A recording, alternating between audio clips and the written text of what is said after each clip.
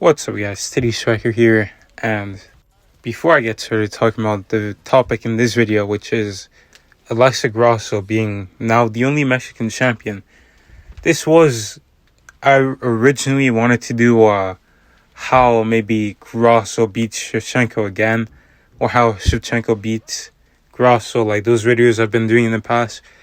But I figured I might as well talk about Alexa Grasso because she's done something incredible, which is for number one being Valentina Shevchenko. But she's also currently the only Mexican champion, and there's a point in time where there was three champions from Mexico not undisputed, like because Yair was the interim champion, and they could have had four, but within the span of I believe it was 1 month, they lost.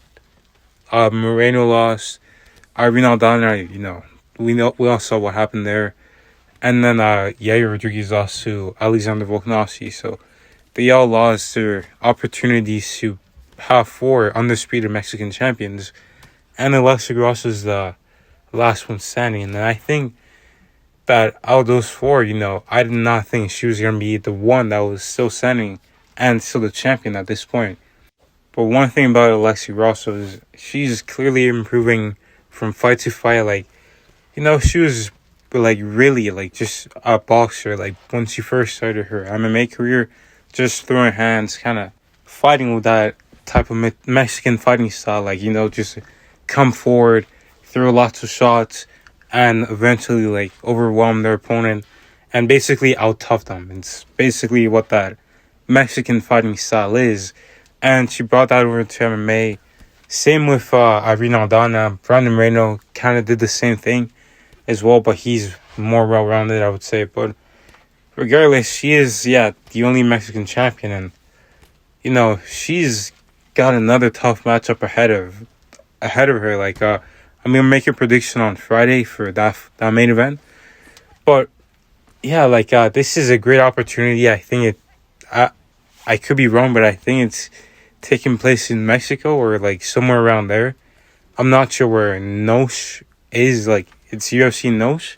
I'm not exactly sure where that is, but this is a big opportunity for her, and she's just getting better from fight to fight. We've seen her just a few fights ago get her first submission victory. I think it was versus Joanne Calderwood, and then after that fight, I think she fought Viviane Araujo. I could be getting my timeline mixed up, but I think she beat Araujo, and then she got the title shot. And just a few fights later, she gets a title shot, and she submits Valentina Shevchenko. 2 fights removed from getting her first submission in the UFC, so that shows that she's been working on some of her holes that were exploited before. And if you look at her last losses, against Tatiana Suarez, she just completely out-grappled and ragdolled Alexa Grasso. Then Alexa Grasso went up against Carla Esparza in a pretty close fight, but she still lost, got out-grappled. And, ever since she's been at flyweight, she's clearly found, her weight class. And it seemed like she was a small strawweight, too, because of the way she was getting ragdolled by, Tatiana Suarez, who looked like she should have been the one going to flyweight. But regardless, she's been improving. Clearly been working a lot on her grappling with Diego Lopez, who's actually a high-level black belt.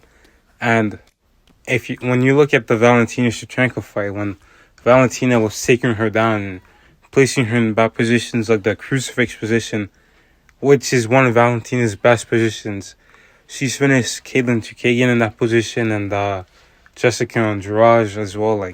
She's really good in that position, but Alexa Grasso was able to reverse it and get back to her feet, and that just shows you that she has this sort of growth mindset.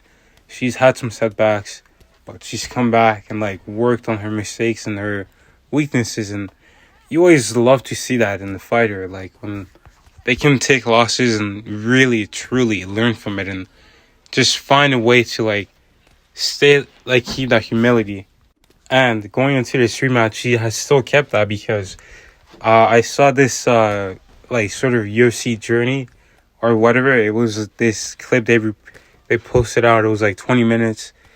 And Alexa Grasso seems to be training really hard, taking Valentina serious. And it still feels like Valentina is kind of the champion going into the fight because of Grasso's mentality. And like Valentina is kind of like, I'm going to go in there, I'm going to destroy her. And Valentina is actually working very hard, but it just feels like Grasso's going into this with the contenders mindset, which is pretty strange. I can't really explain it too well, but yeah, that's just the vibes I was getting. And yeah, she's not taking Valentina like lightly. Obviously, it was a very close fight. I thought it was pretty even. Valentina seems that sad that she won. She was winning the fight, which is, interesting to say the very least because it was a very close fight. But tune in for my prediction this Friday.